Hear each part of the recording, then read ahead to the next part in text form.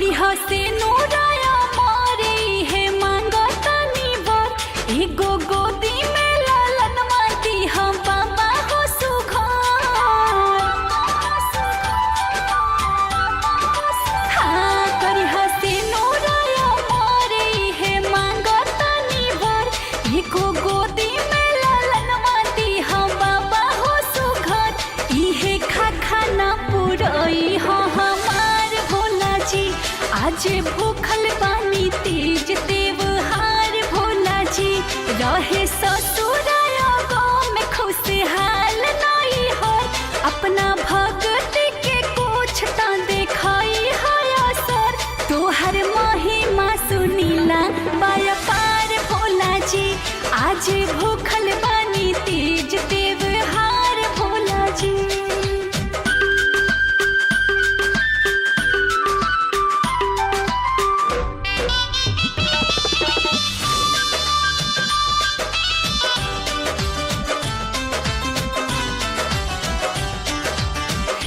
चाहूं के राम बाड़े हमरो सजनवा सुरो घरी उनो के में बसेला परनवा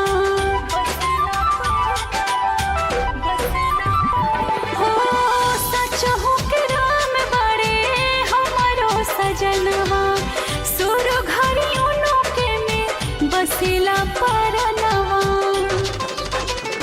धरती नील गगन के जैसे उजियार रहेला सही सैया जी के हमारो विचार रहेला अतनी सपना तू करी हसकार भोला जी आज भूखल बानी तीज त्योहार भोला जी।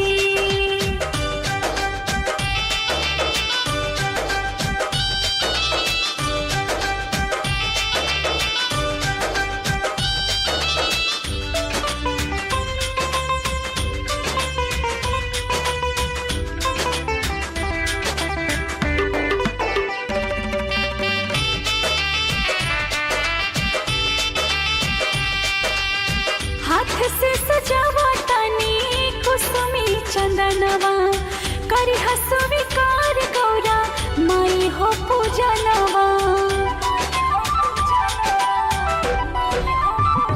हो हाथ से सजावा तनी कुसुमी चंदनवा करी हसविकार गौरा माई हो पूजनवा। हाँ बन के सारे बस इतने वरदान आज मांगतानी हम ईसु रुचि के बतिया रखी हम मन पार भोला जी आज भूख